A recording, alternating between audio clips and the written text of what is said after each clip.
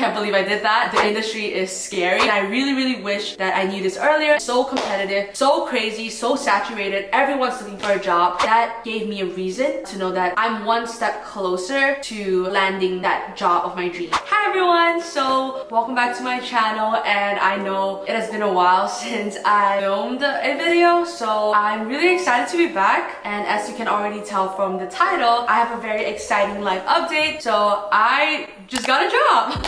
For those of you who may or may not know, I recently just graduated with a Bachelor of Science in Biochemistry from Azusa Pacific University, APU, woo! And a lot has happened over the past few months, over the past few years. So the reason that I wanted to film this video is to basically share my experience on how the job hunt process has been. I think that most of you can probably relate to this experience, whether it's something that you've been through or something that you are currently in or something that you will be facing sometime soon in the future. I just really wanted to come on here and to be as vulnerable and as transparent as I can with my experience on how the job hunt process has been for me. And I can honestly say that it has been one of the most challenging and difficult seasons that I've ever had to go through. And throughout the process, I've really been able to find a lot of mentorship, a lot of help, and a lot of advice. I found myself watching a lot of videos like these to hear people's experiences on how they landed a job or like just how the process has been for them. Personally, that's been helpful for me, and so I wanted to do the same, to come on here and to hopefully be that encouragement, to be that help, to answer some of your questions. And with that being said, I actually posted on my story and asked you guys to let me know if you have any questions that I can answer, and you guys sent in really great questions, so thank you so much for that. I will try my best to answer all of them. Without further ado, let's get right into it. The first question we have is, what are some rookie mistakes you made while applying for jobs? So I think that as an undergraduate student or as someone who hasn't entered the industry, I think that there are a lot of unspoken rules or even things that people don't really emphasize much about. I definitely made a lot of mistakes that looking back, I'm like, oh my goodness, like, I can't believe I did that. I think one of the initial mistakes that I made was assuming that a resume was the place for me to brag about all of my achievements. And so I listed every single job that I had, almost every single extracurricular activity that I had. And this is really embarrassing to say, but initially my resume was actually 4 pages long.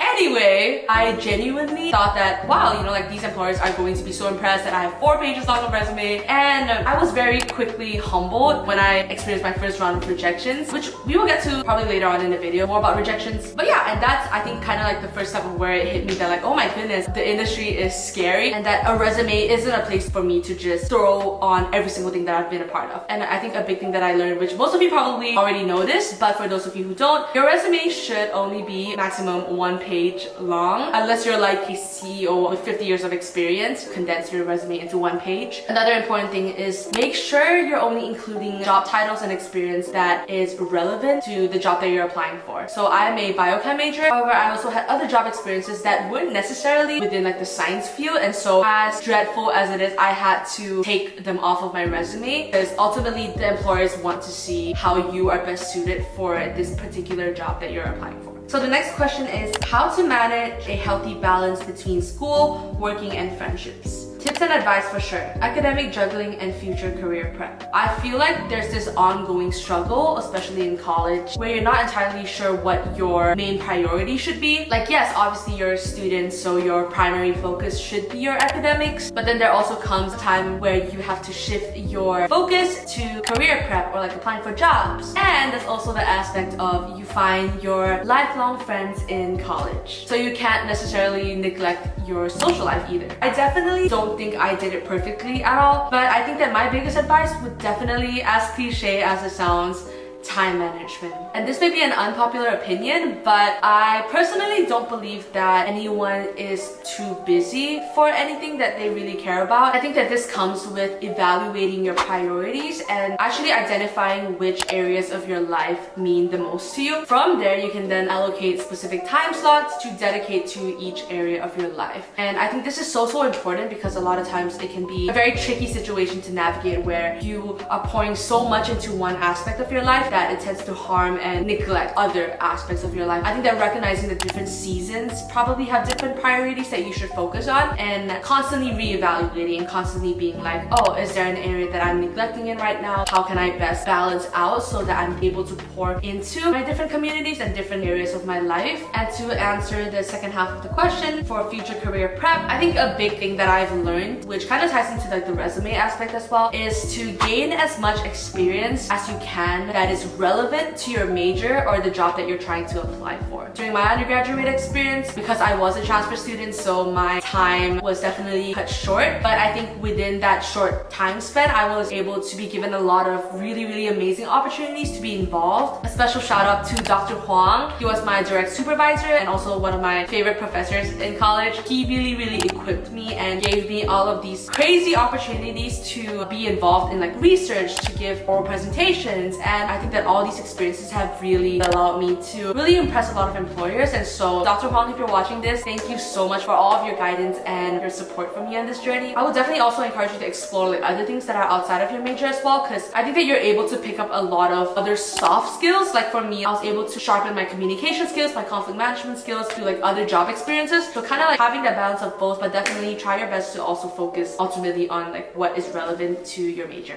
And I think another important thing that I kind of wish someone told me was to give yourself some grace. I remember a lot of the rejections that came while I was applying for jobs during my undergrad was they needed someone who was able to start immediately, and since I was still in college, I couldn't start immediately. And another reason was at that time I still had not completed my bachelor's degree and they wanted someone who had already attained their degree. So I think with that to say, I would just encourage you, if you are still in college, give yourself some grace and to not beat yourself up if you don't have the qualifications that they're looking for immediately or like right away, and to know that it'll only get better from there. Moving on, how has transition out of college been for you? I would definitely say transitioning out from college into actual adulting life has been very challenging, but also very eye-opening to me. One of the aspects of my life that I think I really felt a hit on was community life. College is a period of your life where your friends are literally your family. You're living on campus, you're seeing your friends every single day. The way that your schedule is structured is so that you are kind of forced to go out and meet people. And so I have been blessed to be able to develop a lot of really great friendships that I still hold today. I think coming out of college, it's a lot harder to be able to see your friends every single day. And how can we still be there for one another despite not being able to do life together like we did? But definitely I think I've come to realize that it is also such an exciting journey to be able to enter a new stage of life with these friendships. Another big thing is being open to new friendships and new communities as well. A lot of times it is a very tricky situation to navigate between like holding on to old friendships versus like letting go and being open to new people that potentially want to enter into your life. Sometimes when you hold on too much to the past, it will kind of hinder you from moving forward and moving into a new season of life. Tips and tricks for interviews. So I think a huge tip that I would give when it comes to interviews, and I really wish that I knew this earlier, and I really think that it's such an important technique that everyone should know. It's called the START method. Basically, it stands for situation, task, action, results, and takeaways. So when you go for an interview, 99.9% of the time, they will ask you behavioral questions. So this can be questions along the lines of describe a time when, tell me about a time when. At least for myself, whenever I encounter these questions, I tend to panic and I tend to ramble. And after hearing about this method, it instantly changed my entire game when it came to interviews. So the interviewer may ask you, tell me about a time you had to handle conflict. So starting off with S is the situation. So here's where you describe the context, the setting of this story. Next is task. Here's where you describe your particular role. How were you important in this situation? Describe how you fit into the story. Next is action. Here's where you describe what you actually did in order to solve this problem. And then R is results. So what were the outcomes of your actions? What were the successful results that came from everything that you just did? The last one is T. I personally think that is one of the most important letters. Here's takeaways, where you share about what this experience has taught you or what did you learn from this experience. But yeah, definitely highly recommend the START method for everyone. A few other tips: research the company. A lot of times interviewers will ask you, so what do you know about our company, or like why do you want to work for our company? And being able to go in with some of the key details about the company, that actually shows initiativeness, and that shows that you took the extra step to actually learn about what this company is about. Also, bringing passion and energy is something that is so important. If you walk into that room with confidence and enthusiasm, that actually shows that, hey, like I really want to be here, I'm excited to be here. I think almost every single interview that I went to, that was something that I was told that I should stood out, that I brought energy and passion, and it's something that they don't really see in a lot of candidates. So yeah. Next question: did you obtain a work visa for the job you currently have? How did being an international student influence your experience?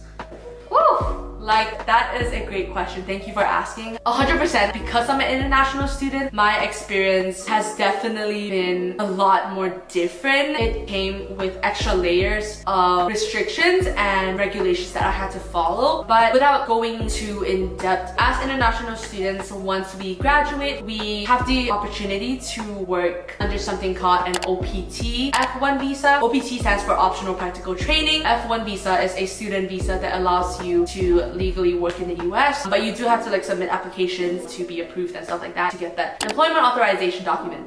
I know a lot of terms, but I think the biggest stress factor was definitely time. Essentially, if I don't secure a job by a certain date, I would then have to leave the country. That was one of the biggest things that caused a lot of the anxiety, stress, sense of urgency. With the nature of job hunting in general, it takes time for recruiters to get back to you. Oh, like we'll get back to you in a week, and I would be like, oh, I only have a handful of weeks left. I need to secure a job as soon as possible. Being on a visa, you do have requirements in order to extend that visa and things like that. A lot of employers would rather go with candidates that do not require these special consideration. And I think the difficult part comes to realizing that that is the reality for international students. Like, there's essentially no way to kind of change that. It is what it is, if that makes sense. But to just do our best and to pray that an employer would be willing and able to hire international students. And this kind of leads to the next section, which is key lessons that I learned. So the first one is not really a question, but it's like a statement. It says, consistency may be key, but it can be so demotivating at times.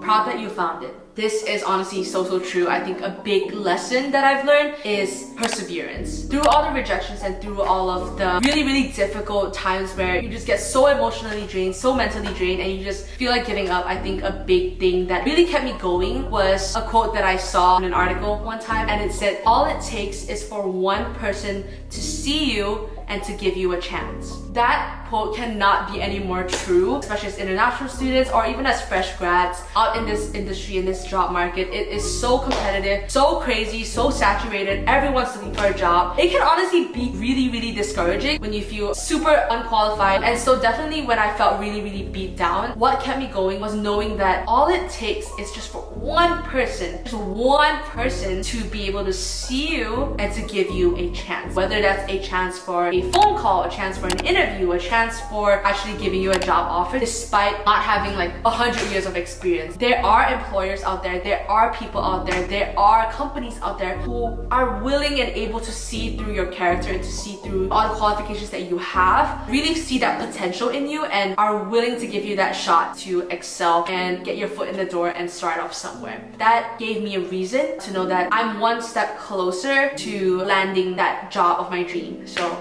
please, like, if you are in the process right now, do not give up. Be consistent, be diligent, and know that you are one step closer each day. Any tips on how to land a job? The world is scary. The world really is scary. I already shared a lot of the advice from the previous questions, but I think to answer this question, a huge tip that I would give to everybody is networking. Like, I cannot stress enough how what really changed my interview game or my job hunting game was when I started to network. So here's what I would do. I would go on websites like LinkedIn, Indeed, Glassdoor, ZipRecruiter. And so when I come across a job in a company that stands out to me and I want to work for them, a lot of times they have like apply now. And so I would click on that button, and then after submitting my resume, I think a lot of times the mistake that people make is they stop right there. And so what I did was, instead of just code applying, I would then research the company and I'll try to find maybe an email email where I can contact like HR. I would then send an email on the side and be like, hey, I saw that this job is open. I am very, very interested to learn more about it. In addition to that, I would also look up the company on LinkedIn. On LinkedIn, they have a section for people. I think it says people, where it shows the employees who work in that company. So what I would do is I would reach out and try to connect with as many people as I can who work within that department that I'm trying to apply for, and also people in other departments that seem like they're open to connect. Or even if they don't seem like they're open to connect to you, like try anyway. After connecting with them, I would drop them a short message introducing myself, asking them about their experience of working in the company, if they have any tips and advice on how I can best stand out in my job application. That really helps you kind of like get a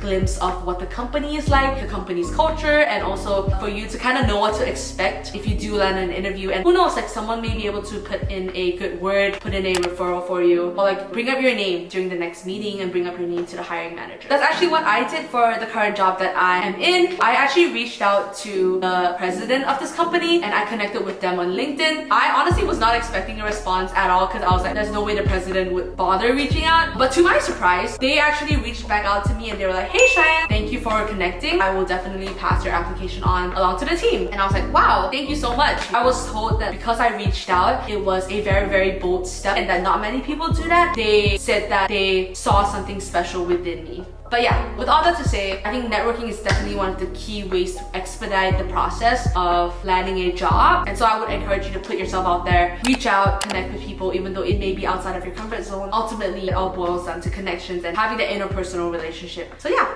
what's your biggest support system, and share how you overcome your struggles? What was the most encouraging to you in this difficult process? I think community definitely plays a part. Looking back, I received an incredible amount of support and prayers. Words can't express how thankful I am to have a huge community of people, whether it's back home in Malaysia or like even here. People who are constantly checking in and asking like for updates. How are you doing? I've been praying for you. People who have tried to connect me with people that they know who are like working in a similar industry. Just the amount of help that I've received and mentorship throughout this process is insane. And so that's the reason why I wanted to film this video as well, so to really say thank you. These are huge factors that kept me going. Looking back, a big thing that I've learned is that rejection is redirection. How God closes one door so that He can open another door that is way better for you. In the moment, this may seem like the best option to you, but you have no idea what else God has for you. That is way beyond your imagination. And looking at the job that I have right now, which we will talk about later, I understand now. And I'm so thankful that that door was closed in order to open up new doors. Despite knowing that, I think that it doesn't make handling rejections any easier. So I want to fully recognize that and acknowledge that it is a painful process, but it definitely shapes who you are. There's a purpose behind that closed door. But I think overall, my number one support and comfort would definitely be Jesus. While this process was extremely painful, challenging, and difficult, there was never a time in my heart where I did not feel that peace that God was in control. Even though I experienced so much rejection, even though I experienced impossible situations where I'm literally on my knees like crying to God and like, Lord, like